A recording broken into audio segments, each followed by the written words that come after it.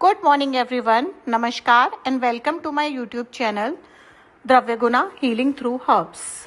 Myself Dr. Swati Goyal. In my last video we have studied the plant Amlaki as per the new NCSM syllabus. Now we are going to study the next plant which is Aragvad, that is Amaltas. First of all we'll know about the Latin name of the plant, that is Cassia fistula. Second, the family of the plant, ये plant किस कुल का है, that is of सीजलपिनिएसी family, जो कि Fabaceae उपकुल के अंदर आता है या फैबेसी के अंडर सब कैटेगरी के अंदर आता है. Then the meaning of the name, plant के नाम का अर्थ क्या है. आरगवद कंप्राइजेज ऑफ टू वर्ड आर एंड ग्वद. आर मतलब रोग, ग्वद मतलब नाश करने वाला, अर्थात रोगों का नाश करने वाला. Then second thing will study is the English name of the plant. The first English name is Indian laburnum. Second name is golden shower tree. Then the third English name is Perging cassia. Then after this we'll study about the synonym of the meaning and Paryayavachi of this plant, Aragvad. Aragvad name means रोग नाशक or the destroyer of disease. Then the कृमिघन, कृमि नाशक होने के कारण हम आरगवद को कृमिघन कहते हैं. राजवृक्ष, सुंदर पीले फ्लावर होने के कारण विल कॉल इट राजवृक्ष. चतुरंगुल, फल की चौड़ाई 4 अंगुल होने के कारण इसको हम चतुरंगुल नाम से जानते हैं. करुणा, पीड़ा नाशक होने के कारण. स्वर्ण मंजरी, सुनहरे फूलों के कारण हम इसको स्वर्ण मंजरी नाम से जानते हैं. Then next thing we will study is the regional names और द स्थानीय नाम. प्लांट के स्थानीय नाम क्या हैं. हिंदी में हम इसे अमलतास कहते हैं, नॉर्मली आरगवद, बंगाली में बंदर लाठी, तेलुगु में रेल्ला, कन्नड़ में काके, मलयालम में कनिकोना और मराठी में बहावा. इसके बाद हम इस प्लांट के टेक्सोनॉमिकल क्लासिफिकेशन की बात करेंगे, यानी कि वानस्पतिकली इसको किस वर्गीकरण के अंदर रखा गया है. Plantae family, division, class, order. Order में फाइनली ये फैबेल ऑर्डर के अंदर और फाइनली फैमिली के अंदर सीजलपिनिएसी फैमिली के अंदर आता है. Genus of the plant is cassia and the species of plant is fistula. Then after this will talk about the habitat और आवास ऑफ प्लांट. ये प्लांट किस आवास में मुख्यतः मिलता है. बहुत कॉमन प्लांट है, पूरे भारत में नॉर्मली आसानी से ये मिल जाता है. अधिकतर ये उष्ण कटिबंधीय क्षेत्रों में, बगीचों और सड़कों के किनारों पर हमें आसानी से देखने को मिल जाता है. इसके बाद अगर हम बात करें वैरायटियां, इसकी क्या वैरायटी होती हैं या प्रजातियां होती हैं. सामान्यतः केसिया फिस्टुला एक अपने आप में एक ही वैरायटी वाला प्लांट है. मुख्य औषधीय पादप केसिया फिस्टुला ही है, किंतु इसके विकल्प के रूप में कई स्थानों पर केसिया ऑक्सीडेंटैलिस का उपयोग किया जाता है. इसके बाद हम बात करेंगे इसकी मॉर्फोलॉजी, यानी कि अमलतास यानी आरगवद की मॉर्फोलॉजी कैसी होती है. फर्स्ट ऑफ ऑल इसकी हैबिट, ये मध्यम आकार का पर्णपाती वृक्ष है जिसका एकदम सीधा तना होता है. It is actually a medium size deciduous tree with 8 to 15 metre tall height. अब इसकी हम छाल की बात करें, छाल धूसर भूरे रंग की, प्रारंभिक अवस्था में चिकनी और पुरानी होने पर दरारों वाली. स्टार्टिंग में ये काफ़ी चिकनी रहती है, इसमें कोई भी फिशर नहीं होती और लास्ट टाइम पे after ageing of plant slightly rough और फिशर्ड इसकी जो स्किन होती है स्टेम की हमें देखने को मिलती है. देन आफ्टर मॉर्फोलॉजी, जो इसकी लीफ होती हैं उसकी मॉर्फोलॉजी क्या है. नॉर्मली इसकी संयुक्त पत्तियां या फिर हम कंपाउंड लीफ जिसे कहते हैं होती हैं. 4 to 8 के वर्ल के अंदर ये लीफ पेयर के अंदर 4 to 8 के वर्ल के अंदर लगती हैं. नॉर्मली चिकनी सतह यानी कि स्मूथ लीफ वाली होती हैं और इसके साथ साथ इनकी हाइट अगर हम कहें लीफ की तो वो 15 से 15 to 60 सेंटीमीटर तक होती है. Then after morphology of the flowers, flowers इसके बड़े गुच्छों के अंदर लगते हैं और चमकीले पीले होते हैं जिसके कारण इसका गोल्डन अपीयरेंस आता है. काफ़ी लार्ज वर्ल्ड के अंदर फ्लावर लगते हैं. लॉन्ग ड्रूपिक रेसीम इसका जो इन्फ्लोरेसेंस होता है फ्लावर का, वो रेसीम इन्फ्लोरेसेंस के अंदर होता है. बायसेक्सुअल फ्लावर्स होते हैं. जाइगोमॉर्फिक अरेंजमेंट होता है और ब्लूम इन समर, समर के अंदर अप्रैल से जून के अंदर इसके फ्लावरिंग होती है. Then morphology of the fruit, लंबी बेलनाकार इसकी फल के आकार फली कहलाती है. 30 to 60 सेंटीमीटर की इसकी फली रहती है, गहरे भूरे काले रंग की, यानी कि ब्राउन टू ग्रीनिश कलर के अंदर, लॉन्ग सिलेंड्रिकल 30 to 60 सेंटीमीटर इसकी हमारे फली यानी कि सिलेंड्रिकल पोड हमें देखने को मिलती है।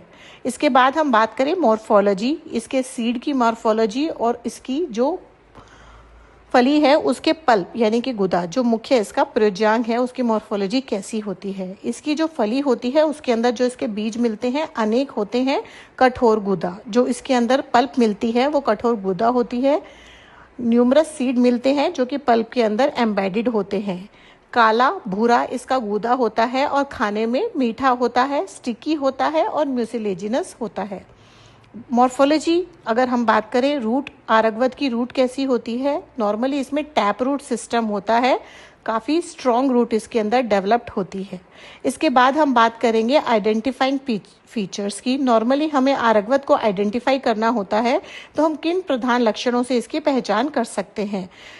मेन पहचान के लिए लटकते सुनहरे पुष्प, आरगवत के वृक्ष के अंदर लटकते सुनहरे पुष्पों का गुच्छा मौजूद होता है जो कि पेंडुलस क्लस्टर के रूप में मौजूद रहता है। लंबी काली फलियां भी लगी हुई दिखती हैं जिसे हम सिलेंड्रिकल पोड इजीली हम प्लांट के ऊपर लटकी हुई देख सकते हैं, वृक्ष के ऊपर लटकी देख सकते हैं। इसके अंदर मीठा गूदा होता है, जो फ्रूट की पल्प होती है वो स्वीट होती है।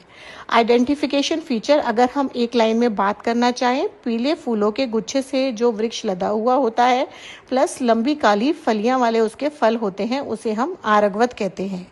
इम्पॉर्टेंट फाइटो कंस्टिट्यूएंट, क्या फाइटो कंस्टिट्यूएंट हैं जो हमें आरगवत के अंदर मिलते हैं। एंथ्राक्विनॉन्स, रेनिन, एमोडिन, फ्लेविनॉइड्स, ग्लाइकोसाइड्स, टेनिन और शुगर। शुगर में स्पेशली मैनिटॉल हमें आरगवत के अंदर मिलती है। फिर हम बात करेंगे रस पंचक की। आरगवत का रस, गुण, वीर्य, विपाक और प्रभाव क्या है। आरगवत मधुर रस प्रधान होता है। गुण इसके अंदर गुरु और स्निग्ध होते हैं। वीर्य शीत होता है, विपाक मधुर होता है और प्रभावतः आरगवत विरेचक का कार्य करता है। अग्रय कर्म में और दोष कर्म में अगर हम बात करें, आरगवत इस श्रेष्ठ विरेचक, कुष्ठघन, कृमिघन, त्रिदोष शामक। त्रिदोष शामक में तीनों दोषों का ये शमन करता है, किंतु मुख्यतः पित्त शामक प्रमुखतः ये करता है। प्रणालीगत प्रभाव के अंदर विशेष प्रणालियों में इसके प्रभाव की बात करें तो पाचन संस्थान में इसका विरेचक प्रभाव होता है। त्वचा में रक्त के शोधक का प्रभाव होता है।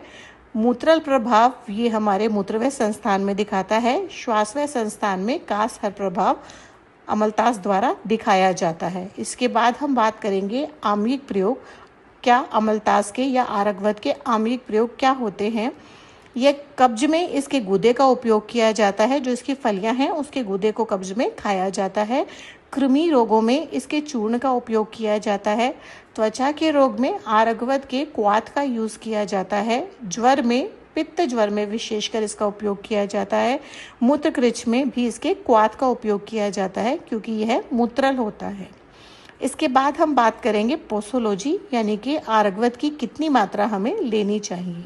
अगर हम इसके गूदे का उपयोग कर रहे हैं तो 5 से 10 ग्राम हम इसके गूदे का उपयोग कर सकते हैं, किंतु यही गूदा हमें स्पेसिफिकली विरेचन के लिए यूज़ करना है तो 10 से 20 ग्राम तक हम इसका उपयोग करेंगे। क्वाथ अगर हम यूज़ करेंगे तो 50 से 100 ml, 50 to 100 ml इसका क्वाथ, और चूर्ण यूज़ करेंगे तो 3 to 6 ग्राम इसके चूर्ण का यूज़ करेंगे। इसके बाद हम बात करेंगे अनुपान की और पथ्य। जब हम आरगवत का सेवन कर रहे हैं तो हमें क्या अनुपान लेना चाहिए। गुनगुने पानी के साथ लेंगे तो ये अधिक प्रभावशाली होगा, एवं दूध के साथ लेंगे तो भी ये अधिक प्रभावशाली होगा। पथ्य, किस आहार का सेवन हमें आरगवत के सेवन काल में करना चाहिए। हल्के आहार का हमें सेवन करना चाहिए।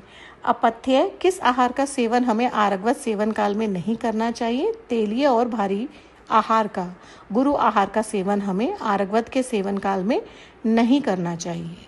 इसके बाद हम बात करेंगे आरगवत की क्या योग, क्या प्रिपरेशंस नॉर्मली हमें मार्केट में मिल जाती हैं। आरगवत आदि क्वाथ इजीली मार्केट में मिल जाता है। पंचतिक्त कषाय या क्वाथ जो मार्केट में मिलता है वो एक इसकी प्रमुख प्रिपरेशन है। इसके बाद त्रिफले को आरगवत के साथ विरेचन के लिए विशेषतः यूज़ किया जाता है।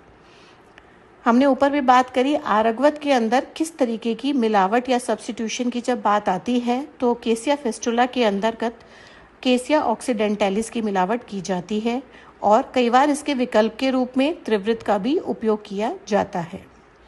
इसके बाद हम बात करेंगे फार्माकोलॉजिकल एक्शन। कौन कौन से फार्माकोलॉजिकल एक्शन हमें आरगवत के देखने को मिलते हैं। First of all, first action is purgative. It is a विरेचक द्रव्य और परगेटिव द्रव्य, एंटी हेलमेंथिक द्रव्य, hepato protective, anti oxidant and anti inflammatory. Then after clinical indication, अगर हम दोबारा देखें कंसाइजली, कब्ज में इसका उपयोग किया जाता है, कृमि रोगों में, त्वचा के विकारों में, पित्त ज्वर में और रक्त के विकारों में आरगवत का प्रधानतः यूज किया जाता है। इसके बाद हम बात करेंगे रिसर्च अपडेट। रिसेंटली कुछ रिसर्च अपडेट्स मिले हैं जिसमें स्ट्रॉन्ग लक्सेटिव इफेक्ट आरगवत के अंदर देखा जाता है, प्रूवन लीवर प्रोटेक्टिव एक्शन आरगवत के अंदर देखा गया है, एंटी माइक्रोबियल एक्टिविटी आरगवत के अंदर देखी गई है एंड एंटी पायरेटिव इफेक्ट भी आरगवत के अंदर देखे गए हैं। थोड़ा हम बात करें क्लासिकल रेफरेंसेस में आरगवत के लिए कहाँ पर मुख्यतः रेफरेंस दी गई है। आचार्य चरक के द्वारा आरगवत के लिए कोटेशन दी गई है। आरगवदः कषायस्तु मधुरो अनुरस स्मृतः शीतवीर्य सुख विचन कृमिगणः कुष्ठनाशनः। इसमें आरगवत को कषाय रस युक्त मधुर अनुरस वाला कहा गया है, शीतवीर्य कहा गया है, सुख पूर्वक विरेचन करने वाला, यानी कि सुख विरेचन द्रव्यों के अंदर इसका वर्णन किया गया है, कृमि और कुष्ठ का नाश करने वाला कहा गया है। यह आचार्य चरक द्वारा आरगवत का वर्णन है। इसके बाद हम बात करेंगे आचार्य सुश्रुत के द्वारा। आचार्य सुश्रुत के द्वारा आरगवत के लिए क्या कहा गया है। आरगवदः शीतलः स्निग्धो मधुरो मृदु विरेचकः पित्त कृमिहर प्रोक्तः कुष्ठगणो रक्त शोधकः। यह शीतल, स्निग्ध और मधुर गुण वाला आचार्य सुश्रुत द्वारा कहा गया है। मृदु विरेचक इसको कहा गया है। आचार्य चरक ने इसे सुख विरेचक कहा है और आचार्य सुश्रुत ने इसे मृदु विरेचक कहा है। पित्त और कृमि का नाश करने वाला आचार्य सुश्रुत द्वारा इसे कहा गया है, साथ ही कुष्ठ और रक्त का शोधन करने वाला। आचार्य भावप्रकाश द्वारा भी आरगवत का विवरण किया गया है। आचार्य भावप्रकाश द्वारा आरगवत के लिए कोटेशन दी गई है। आरगवदो गुरु स्निग्धः शीतलः मधुरो मतः विरेचनः कृमिघनः कुष्ठगणो दाहनाशनः।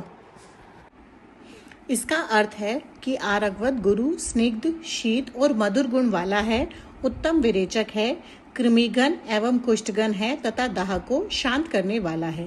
फाइनली हम कंक्लूड कर सकते हैं कि आरगवत श्रेष्ठ विरेचक द्रव्यों में आता है, पित्त शमन का कार्य करता है, त्वचा एवं पाचन संस्थान के रोगों में इसका विशेषतः उपयोग किया जाता है।